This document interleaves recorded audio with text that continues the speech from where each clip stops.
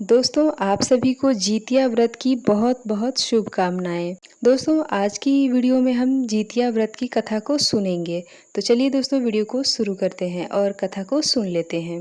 दोस्तों ये व्रत जो है हम पूरे 24 घंटे का निर्जला व्रत करते हैं और इस व्रत में जो है कथा विशेष रूप से सुनी जाती है, क्योंकि ऐसा मान्यता है कि कथा सुनने से ही हमारा व्रत जो है वो संपूर्ण होता है। ठीक है दोस्तों, जीतिया का व्रत अश्विन माह के कृष्ण पक्ष के अष्टमी तिथि को रखा जाता है। सप्तमी तिथि के दिन नहाय और खाए किया जाता है और अष्टमी तिथि को व्रत और नवमी तिथि को इस व्रत का पारण करने के बाद ही जीतिया का व्रत जो है वो संपूर्ण होता है।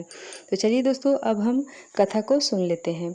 दोस्तों एक वन में बहुत सारे सेमर का पेड़ था। उसी वन में एक सेमर के पेड़ पर एक चील रहती थी। उसी वन में एक सियारन भी रहती थी। दोनों के आपस में बहुत जमती थी।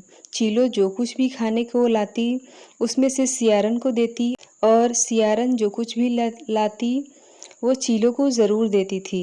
एक बार पास के गांव की औरतें जीतिया व्रत की तैयारी कर रही थी। ये सब चीलो ने बड़े ध्यान से देखी और सियारन को भी बताया।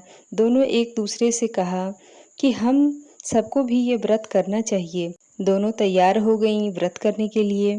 दोनों ने एक दिन पहले नहा खा की और जीतिया का व्रत रखा।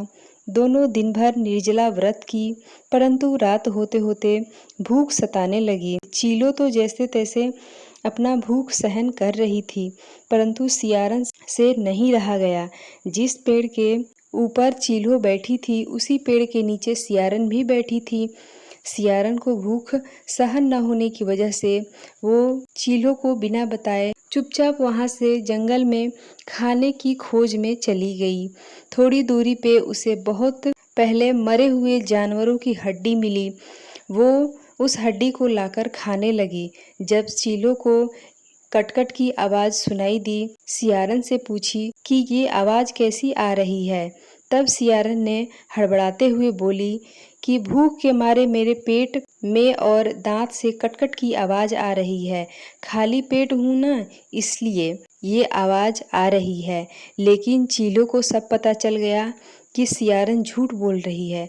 उसने सियारन को बहुत डांटा और बोली कि जब तुमसे ये व्रत नहीं हो सकता था तो तुमने ये व्रत क्यों किया? पर अब क्या ही कर सकती थी। सियारन का तो व्रत टूट गया था। उधर चीलो रात भर भूखे रहकर व्रत को पूरा किया। अगले दिन वो पारण के लिए ताजा भोजन की तलाश में निकल गई। कुछ दूर पर जाने के बाद उसे एक ग्वाला दिखा जो गाय का दूध निकाल रहा था। तो हमारे गांव में आज भी ऐसा होता है कि जब हम पहला दूध यानी कि थन से पहला दूध बाल्टी में डालने से पहले उसको नीचे गिराया जाता है। तो उसी तरह से एक ग्वाला था, वो अपना पहला दूध जो है थोड़ा सा नीचे की तरफ धार मारा, तो उसी से चीलो ने अपना पारण किया। अगले जन्म में दोनों मानव की योनि में जन्म लिया और दोनों राजकुमारी बनकर सगी बहन के रूप में जन्म लिया।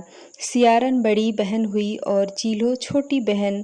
बड़ी बहन का विवाह एक राजकुमार से हुआ और वहीं छोटी बहन का विवाह उसी राज्य के मंत्री के बेटे के साथ हुआ।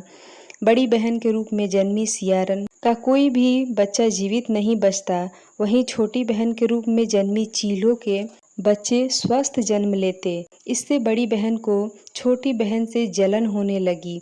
वो छोटी बहन के छोटे छोटे बच्चों को किसी न किसी तरीके से मारने की कोशिश करती, तो कभी किसी तरीके से मारने की कोशिश करती थी, लेकिन वो सफल ना हो सकी।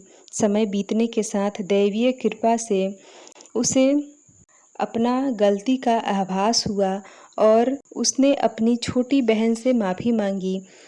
छोटी बहन ने जीतिया व्रत के बारे में बताया और कहा कि सच्चे मन से पूरे विधि विधान से ये व्रत को करो। जीवत्वाहन भगवान तुम्हारी मनोकामना ज़रूर पूरा करेंगे। तो दोस्तों ये थी जीतिया व्रत की कथा, चीलो सियारिन की कथा। दोस्तों कथा आपको कैसी लगी कमेंट में ज़रूर बताएं। मिलती हूँ इसी तरह से एक और वीडियो के साथ, तब तक के लिए बाय।